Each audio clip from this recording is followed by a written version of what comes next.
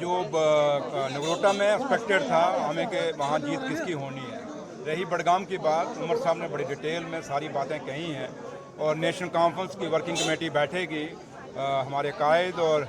Party के president doctor Farooq Abdullah साहब उस मीटिंग को बुलाएंगे और उसमें जो भी खामियां रही, क्या हुआ, किसके कारण हुआ, क्या वजूहात हुए, वो सारी सामने आएंगी और उस पर एक फ़ैसला लिया जाएगा। लेकिन एक चीज़ क्लियर है कि पार्टी इन डिसिप्लिन को टॉलरेट नहीं करेगी और उस पर ज़रूर गौर किया जाएगा। लेकिन जब तक वर्किंग कमेटी की मीटिंग नहीं होती ये हम कुछ नहीं कह सकते, क्योंकि अब इसमें डॉक्टर साहब ने बड़ा फैसला लेना है, क्या लेना है, कैसे लेना है, और आप भी समझते हैं कि विदाउट वर्किंग कमेटी हम उस पर ज़्यादा बोल नहीं सकते और कह नहीं सकते। सर, क्या कारण रहे नगरोटा के अंदर? आपने बड़ी मेहनत की, बहुत सारी जनसभाओं नहीं, वो नगरोटा में हमें पता था ये चीज़ होनी है, क्योंकि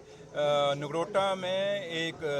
देवेंद्र सिंह राणा साहब की अपनी एक सेंटिमेंट्स जुड़े हुए थे और उनकी बेटी इलेक्शन लड़ रही थी। हाँ, कोई दूसरा कैंडिडेट होता नगरोटा में बीजेपी का तो हालात कुछ और हो सकते थे, लेकिन जब कैंडिडेट देवेंद्र सिंह राणा साहब की है और क्योंकि हमारे लोगों में इस हिंदुस्तान की हमेशा एक सभ्यता और कल्चर रहा है कि सेंटिमेंट्स के साथ लोग जुड़ते हैं, वो लोगों ने सेंटिमेंट्स के साथ जुड़ के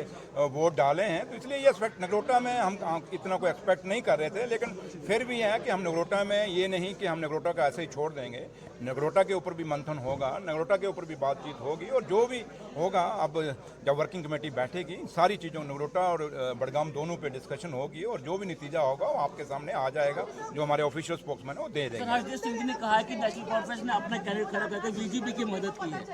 बीजेपी की मदद की है, अपना कैंडिडेट खड़ा करके नेशनल कॉन्फ्रेंस ने बीजेपी की मदद की है। किसने? नहीं,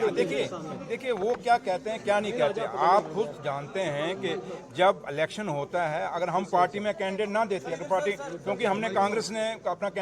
को कहा था कि आप अपना इलेक्शन लड़ लीजिए, अगर कांग्रेस नहीं लड़ी फिर हमने कैंडिडेट देना ही देना था, क्योंकि हम उस सीट को अगर ना दे देते कैंडिडेट, तब भी आप लोगों ने यही सवाल पूछना था कि जनाब आपने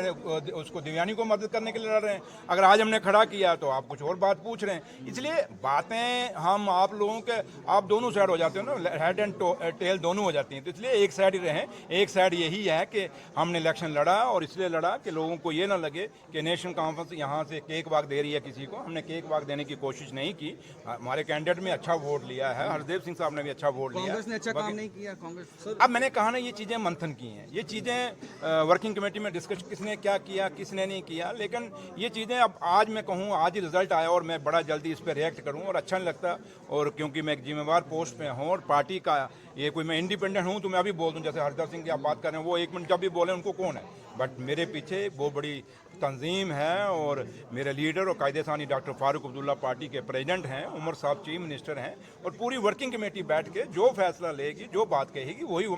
मानी जाएगी। कार्रवाई करने जा रही है नेशनल कॉन्फ्रेंस, वक्त में देखा जाएगा कि देखो होता है क्या।